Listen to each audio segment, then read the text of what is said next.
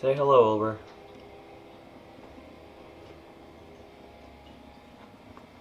Okay. Goodbye. What's going on, everybody? So we are getting some breakfast at First Watch out here in Fairfax. I got some biscuits and gravy, some scrambled eggs, and some home fries. Looks really good. Haven't had a nice American breakfast in a long time. Taylor's got a nice Belgian waffle there that looks delicious, and some fruit. And it's his birthday. Yeah, so we're gonna be having some fun today. But now it's time to eat. Alright, so we are back again with a voiceover to talk about the workout. I didn't do one last video just because I got a little bit lazy. But we were starting off the workout with some heavy low bar singles. And I worked up to a top single of 385, I believe. Yes, 385. And yeah, that was a bit of a grinder, as you can see there. Definitely wasn't like a RP 9 or 10, but definitely a pretty tough. But anyway, I am a little sad that my strength has gone down quite a bit, but we will be slowly bringing my strength back up in the future. Anyway, here's the next set. Finishing out the workout with just some moderately heavy 3x3s. This is at 315 pounds, and it's been a while since I've touched 315 pounds with a high bar, but I think my reps looked pretty solid for the most part. There is a bit of an issue with the platform itself. It actually wobbles quite substantially, and so on this last rep here, I believe, yeah, I lost my balance a little bit there. You can't really notice the wobbling as much, but yeah, it's definitely there. And here's just some deadlifts, deadlift 3x3 as well at 405. And interestingly, I was not anticipating the Eleiko, however you want to pronounce it, the pads to be so bouncy. So after this first rep, you'll see as I come back down for the second rep, it bounces pretty high, and that threw me off. And so my third rep was pretty ugly. Yeah, that was pretty ugly. But anyway, yeah, I was not anticipating the bounce, so the next two sets went a lot more smoothly. So moving on into some accessory work, we're doing some quad stuff, some leg extensions here, and with this I'm doing some unilateral eccentrics, and so I'm doing 20 reps total, but 10 unilateral eccentrics on both sides, starting off with my left and then going to the right, moving back to the left, and then going to the right. This is the fourth set, I believe. I may or may not be wrong on that, but yeah, these are definitely a great way to burn out your quads in the middle or towards the end of your workout.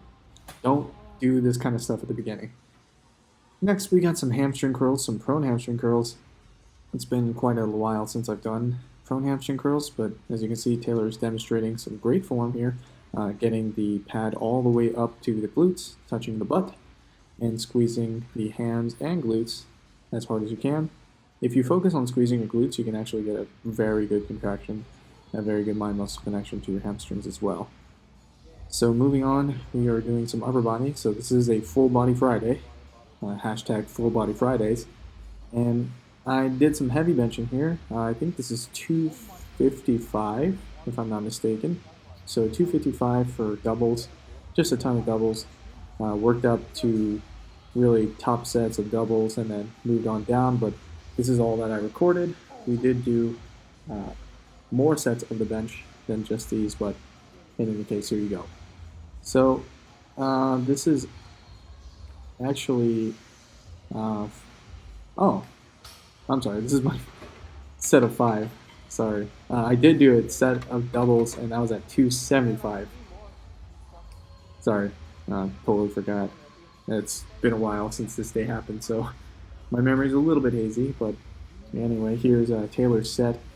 He's hitting 165, I believe, here.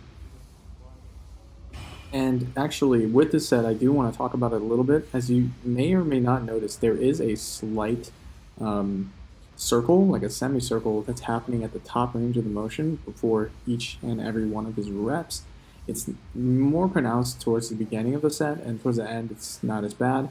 But if you guys could spot that, if you know what I'm talking about, that is something that you really don't want to do on a bench. You can, throw yourself out of position, um, cause your upper back to lose tightness, things of that nature. So when you bench, try not to do a little semicircle there.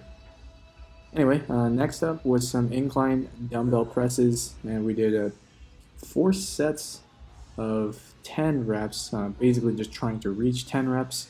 If you fail, it's totally fine. But yeah, here's my 4th set. This is actually the 5th set. I just forgot to record, so I did 1 extra set here. But anyway, yeah. With incline, I do like to use steeper inclines than most other people do, but lately I've been enjoying a 30-degree incline because it actually feels a lot better on my shoulder. And as you guys know, I do have a shoulder injury on both sides, so I'm trying to do everything I can to sort of make it feel better in a way.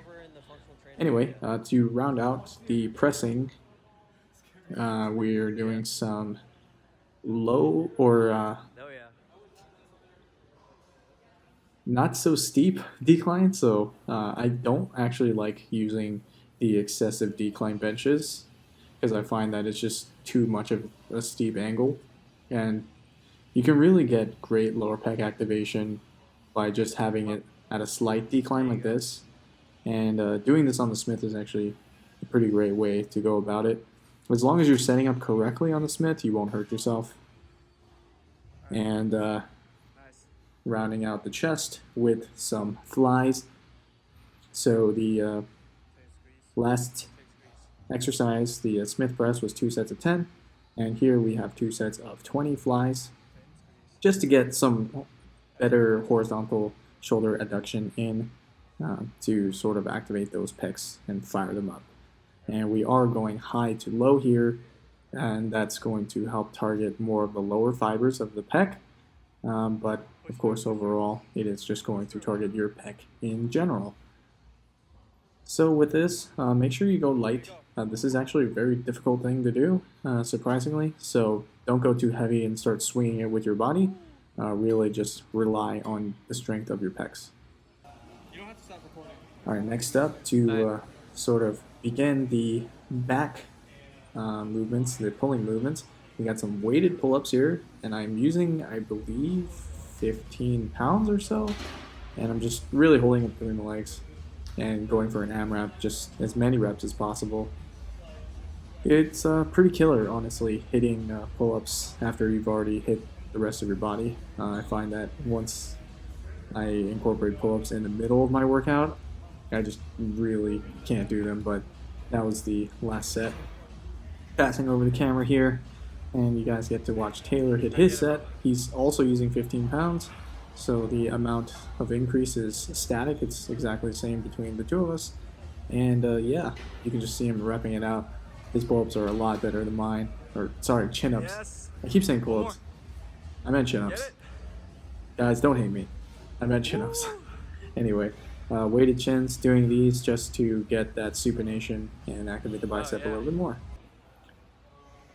Next up, for the pulling exercises, we have some plate-loaded rowing, and I actually did these with a cheat. So these are cheat rows, and I do like doing cheat rows just because I can really load it heavy concentrically and get really heavy loading eccentrically. So with this, I'm trying not to let the weight just fall down. I'm trying to control it with my back and really, excuse me, really just let it go with my lats. It's taking a bit of time here to get the strap to the other side. There was only one strap available and I didn't have mine with me. So anyway, yeah. So really just pulling it hard and releasing it with my back, not letting it drop. And that one was definitely a grinder. And finishing out the workout, just doing some face pulls. With this, I just like to do around 3 to 4 sets. I don't like going too crazy with this.